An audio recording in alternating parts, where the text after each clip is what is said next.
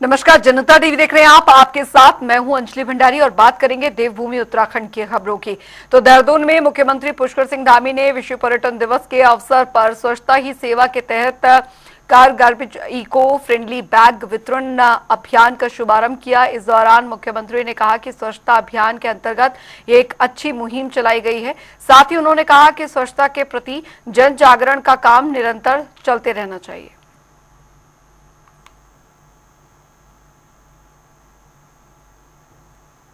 उधर आपको बता दें कि देहरादून में मुख्यमंत्री पुष्कर सिंह धामी ने प्रेस कॉन्फ्रेंस की और इस दौरान सीएम धामी राज्य की उपलब्धियों को गिनाते हुए कहा कि प्रदेश में नकल रोधी कानून लागू होने के बाद से 17,000 भर्तियां बिना पेपर लीक हुई हैं। वहीं उन्होंने कहा कि अगले बजट सत्र में हम उत्तराखंड की भौगोलिक परिस्थितियों के अनुरूप सशक्त भू कानून लाएंगे। आगे उन्होंने क्या कुछ कहा वो सुनिए अब।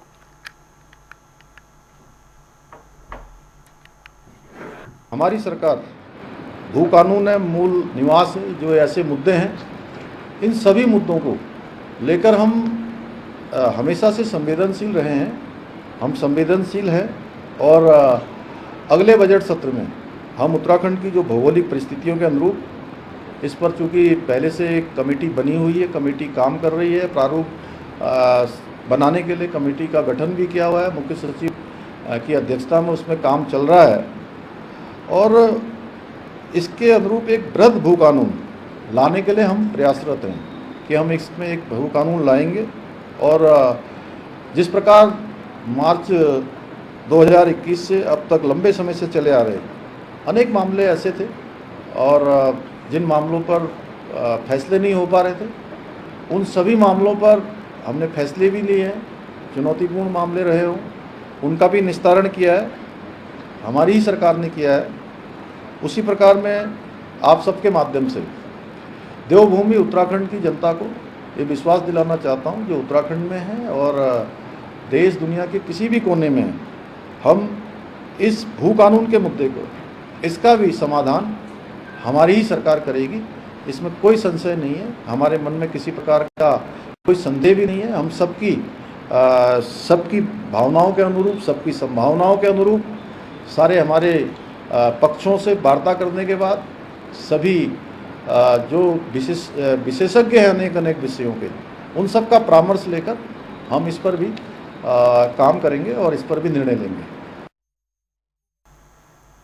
उधर हरिद्वार के जिलाधिकारी कर्मेंद्र सिंह ने दरअसल मेला अस्पताल पहुंचकर औचक निरीक्षण किया। निरीक्षण के दौरान डीएम ने जनरल वार्ड, ओटी, आईसीयू समेत अस्पताल के सभी भागों की व्यवस्थाओं के बारे में जानकारी ली। डीएम ने अस्पताल में भर्ती मरीजों से भी बातचीत कर उनका हाल जाना। सभी वार्ड का निरीक्षण किया गया है, जो इनका ओटी है उसका भी निरीक्षण किया है और जो यहाँ पे लोग एडमिट हैं उनसे भी बात की गई है। तो यहाँ की व्यवस्थाएं ठीक मिली हैं, साफ़ सफाई भी अच्छी मिली है और स्पेशली हमने इनका जो जहाँ पे दवाएं रखी जाती हैं उसको देखा है। तो उसमें जो भी आवश्यक दवाएं हैं, जैसे कुत्ता काटने की दवा है या सांप काटने की दवा है, वो सारी दवाएं उपलब्ध हैं यहाँ पे और कोई भी दवा एक्सपायरी की नहीं पाई गई है और साफ़ सफाई की व्यवस्था भी ठीक है यहाँ पे। और आम पब्लिक से बात की गई तो वो लोग भी संतुष्ट पाए गए। उधर उत्तराखंड में विश्व प्रसिद्ध आदि कैलाश यात्रा की शुरुआत 1 अक्टूबर से होने जा रही है। इस यात्रा की घोषणा कुमाऊं मंडल विकास निगम ने की है। श्रद्धालुओं को पिथौरागढ़ जिले में स्थित ओल्ड लिपुलेक दर्रे पर बनाए गए व्यू पॉइंट से कैलाश पर्वत के अद्भुत नजारे का अनुभव कराया जाएगा। बता दें कि इस बार कैलाश यात्रा के लिए केवल 22 से 55 साल के उम्र के श्रद्धालुओं को ही अनुमति दी गई है और ये निर्णय स्वास्थ्य और सुरक्षा मानकों को ध्यान में रखते हुए लिया गया है। यात्रा का कुल किराया प्रति व्यक्ति 80,000 रुपए तय किया गया है। उधर उत्तराखंड में 2 दिनों से रुक रुक कर हो रही भारी बारिश के चलते कई जगहों पर लोगों को परेशानियों का सामना करना पड़ रहा है। बता दें कि बारिश के चलते अब बद्रीनाथ मार्ग, अल्मोड़ा और चंपावत में कई मार्ग बाधित हैं, जिन्हें खोलने का प्रयास किया जा रहा है। वहीं इस पर प्रदेश के आपदा प्रबंधन सचिव विनोद कुमार सुमन ने बताया कि बंद बारिश के कारण दरअसल अब कई रास्ते जो हैं वो यहाँ पर बंद हो गए हैं और जिन्हें खोलने का प्रयास किया जा रहा है। कल से लगातार बरसात हो रही है। बरसात की तीव्रता थोड़ी कम है। लेकिन बरसात लगातार जारी है और उसके कारण कुछ सड़कें हमारी बंद हुई हैं। आज की बात करें तो आज हमारा चारधाम यात्रा मार्ग पे बद्रीनाथ यात्रा मार्ग बाधित है और अल्मोड़ा में क्वारव के पास मार्ग बाधित है, चंपावत में केजरीवाल मार्ग बाधित है और कई रास्ते बंद हुए हैं, जिसको खोलने की कार्रवाई चल रही है। 14 तारीख में जानते हैं आप लगभग 481 सड़कें बंद थी, जिसमें से हम लोगों ने लगभग 430 से ज़्यादा सड़कों को खोल दिया अब तक। और जो सड़कें बंद हैं, कल की फिगर थी करीब 54 सड़कें बंद थी, जिनको खोलने की कार्रवाई चल रही है। माननीय मुख्यमंत्री जी द्वारा भी अभी हाल ही में 2 दिन पहले बैठक ली गई थी, जिसमें सभी जिलाधिकारियों को सभी रास्तों को खोलने के लिए निर्देश दिए गए थे। सभी जनपद और विभाग इसमें कार्रवाई कर रहे हैं और उम्मीद हम करते हैं कि जल्दी से जल्दी रास्ते को। उधर आपको बता दें कि रूटी के करौंदी गांव में महिला सभा का आयोजन किया गया, जिसमें कि बड़ी संख्या में महिलाएं शामिल हुई। इस दौरान महिलाओं ने अपनी राय और सुझाव रखे। बता दें आपको कि सरकार ने अब गांव-गांव में महिला सभा और बाल सभा कराने का निर्णय लिया है, ताकि महिलाएं अपनी और अपने गांव की समस्या प्रमुखता से उठा सकें। पंचायती राज मंत्रालय भारत सरकार ने हर ग्राम पंचायत में ग्राम बाल सभा और महिला सभा को आयोजित करने के लिए निर्देशित किया है। उसी क्रम में इस ग्राम पंचायत करौंदी में महिला सभा का आयोजन हो रहा है। और इस महिला सभा में एक तो यह है कि जो योजनाओं की जानकारी देना वो तो एक पक्ष है, लेकिन हम लोगों का ये एक प्रयास है कि जो समाज है, जो महिलाएं हैं, वो भी अपने जिम्मेदारियों के प्रति थोड़ी सजग हों और अपने बच्चों से संबंधित जो जैसे स्कूल से संबंधित उन्होंने विषय उठाए, तो उसमें उस व्यवस्था को सुधार करने में उनका क्या योगदान हो सकता है, इस विषय पर भी हम लोगों ने बात किया है और महिलाएं इस पर सहमत हुई हैं और आशा करते हैं कि आगे इस दिशा में सुधार होगा। समय समय पर हमारी जो भारत सरकार है या हमारी उत्तराखंड सरकार है, कार्यक्रम चलाती रहती है। सामाजिक जो कार्यक्रम है वो चलते रहते हैं। आज का जो कार्यक्रम है ये पहले जैसे ग्राम सभा की बैठक होती थी, आज वो महिला सभा की बैठक है। महिला सभा की बैठक के रूप में आज ये कार्यक्रम आयोजित किया गया है, जिसमें हमारे निदेशालय से जो डायरेक्टर हैं वो भी आए हुए हैं और संबंधित विभाग से और भी अधिकारी यहाँ पर मौजूद है। मानसूनी बारिश में डेंगू का खतरा लगातार बढ़ता जा रहा है। हरिद्वार, देहरादून, हल्द्वानी सहित कई शहरों में डेंगू के मरीज सामने आ चुके हैं। वहीं इसकी रोकथाम के लिए नगर निगम की ओर से अभियान भी चलाए जा रहे हैं। इसके साथ ही लापरवाही करने वालों के चालान भी काटे गए हैं। देखिए, 25 सितंबर को जो है मुख्य चिकित्साधिकारी महोदय के कार्यालय से सूचना प्राप्त हुई थी कि वहाँ से जो है केस पॉजिटिव आया तथा जो आस पड़ोस हैं वहाँ पे काफ़ी जो है लार्वा एक्टिविटी देखी जा रही है। तो इस संबंध में हमारी टीम मौके पर पहुँची थी, इंस्पेक्टर और सुपरवाइजर्स, जिसमें पाया गया कि ये तथ्य सही है तथा वो कबाड़ी जो है उनके यहाँ काफ़ी ऐसी मात्रा में आपत्तिजनक स्टोरेज पाया गया, जिसमें कि बरसात का पानी इकट्ठा था तथा लार्वा काफ़ी एक्टिव थे उसमें, जिस कारण से उसका जो है चालान काटा गया है लगभग 1 लाख रुपए तक का। उधर अल्मोड़ा में GB Pant national institute of Himalayan environment ने वैसे पौधों पर रिसर्च शुरू किया है जो कि खासकर पहाड़ी जगहों पर हिमालय के इकोसिस्टम को नुकसान पहुंचा रहे हैं। संस्थान के डायरेक्टर का कहना है कि इकोसिस्टम को नुकसान पहुंचाने वाले 771 किस्म के पौधों की पहचान की गई है। देखिए खास रिपोर्ट। उत्तराखंड के अल्मोड़ा में GB Pant national institute of Himalayan environment ने वैसे पौधों पर रिसर्च शुरू किया है जो खासकर पहाड़ी जगहों पर हिमालय के इकोसिस्टम को नुकसान पहुंचा रही हैं। संस्थान के डायरेक्टर का कहना है कि इकोसिस्टम को नुकसान पहुंचाने वाले 771 किस्म के पौधों की पहचान की गई है।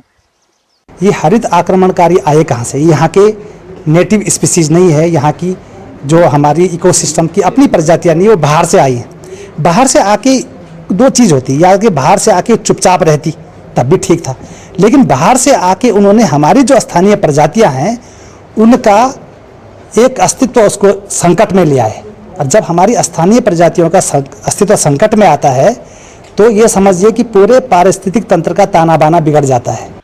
जानकारों के मुताबिक कुरी, लेंटाना और पार्थेनियम जैसी किस्मों की वजह से लोकल पौधे खत्म हो रही हैं। इनमें जंगल में आग लगने की घटनाएं बढ़ रही है और पानी का स्तर कम हो रहा है। इन पौधों से घास के मैदानों को भी नुकसान पहुंचता है। नतीजा ये निकलता है कि मवेशियों के लिए चारे की कमी हो जाती है। जंगली जानवर इंसानी बस्तियों का रुख करने लगते हैं और आपसी संघर्ष बढ़ता है।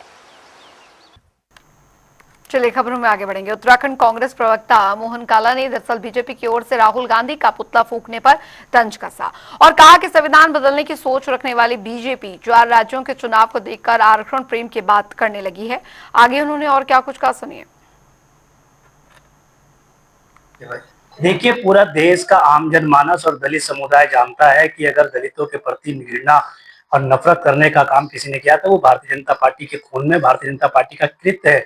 तो भारतीय संविधान पर लगातार अगर प्रहार करने का काम किसी ने किया तो 2014 से और आज 24 तक हम लगातार देख रहे हैं कि किस तरीके से समय समय पर संविधान को तार तार करने का काम नरेंद्र मोदी जी के नेतृत्व में उनकी सरकार करने का काम कर रही है।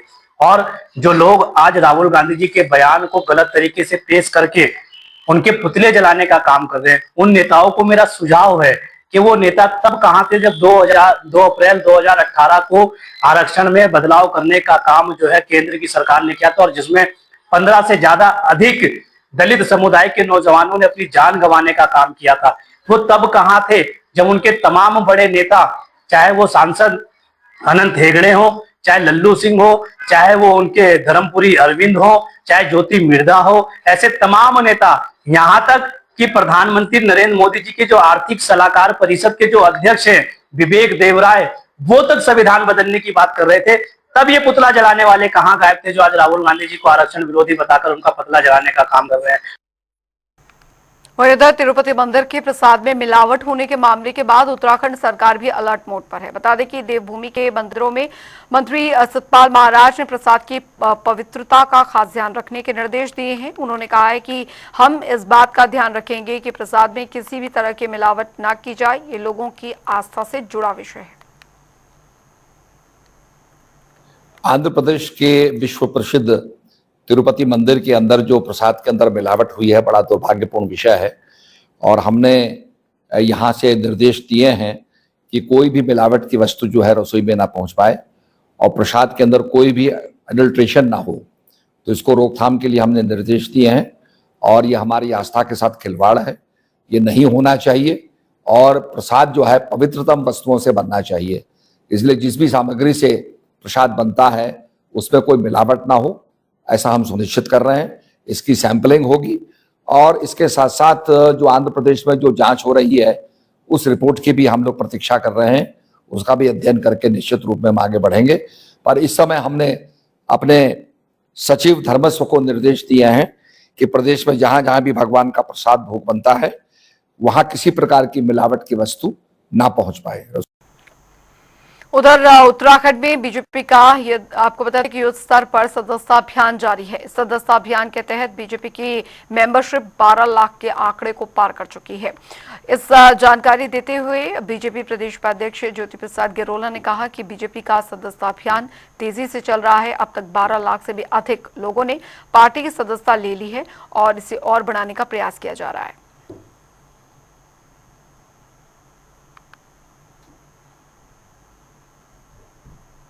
पार्टी उत्तराखंड प्रदेश ने कल तक लगभग 12 लाख की सदस्यता को अचीव किया है। 25 सितंबर पंडित दीनदयाल उपाध्याय जी की जन्म जयंती के अवसर पर भारतीय जनता पार्टी ने संकल्प लिया था कि हम प्रत्येक बूथ पर जाकर 100 नए कार्यकर्ताओं को जोड़ने का काम करेंगे।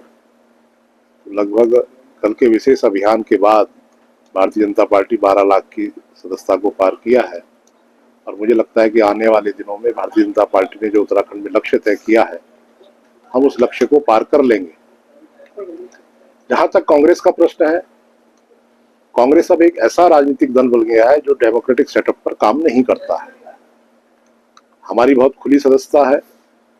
भारतीय जनता पार्टी का कैडर अपने बूथों पर, अपने मंडलों में, अपने शक्ति केंद्रों में जाकर लोगों को जोड़ने का काम कर रहा है। समाज के सभी वर्गों में भारतीय जनता पार्टी की सदस्यता को लेकर बहुत अधिक उत्साह है। उत्तर प्रदेश की सभी सड़कों को गड्ढा मुक्त करने का प्रयास किया जा रहा है। दरअसल सीएम धामी ने हाल ही में अधिकारियों को प्रदेश की सभी सड़कों को 15 अक्टूबर तक गड्ढा मुक्त किए जाने के निर्देश दिए थे, जिसके बाद से ही लगातार काम जारी है। और इस पर ज्यादा जानकारी देते हुए देहरादून जिलाधिकारी सविन बंसल ने कहा कि संबंधित विभाग खराब हुई सड़कों को लगातार चिन्हित करने का काम कर रहे हैं और ताकि खराब हुई सड़कों को जल्द से जल्द गड्ढा मुक्त किया जा सके। डिपार्टमेंट्स ने ऑलरेडी मैप किए हुए हैं ऐसे रोड्स और पैचेस। आज भी डिपार्टमेंट के ज़रिए और हमारे लोकल मजिस्ट्रेट से उनके ज़रिए संयुक्त एक रिकॉग्नाइशंस भी किया गया है। सो इसमें डिपार्टमेंट को जो भी सपोर्ट होगा वो एडमिनिस्ट्रेशन द्वारा प्रदत्त किया जाएगा। और चलिए इसी के साथ देवभूमि उत्तराखंड की खबरों में अभी के लिए फिलहाल इतना ही। वक्त एक छोटे से ब्रेक का।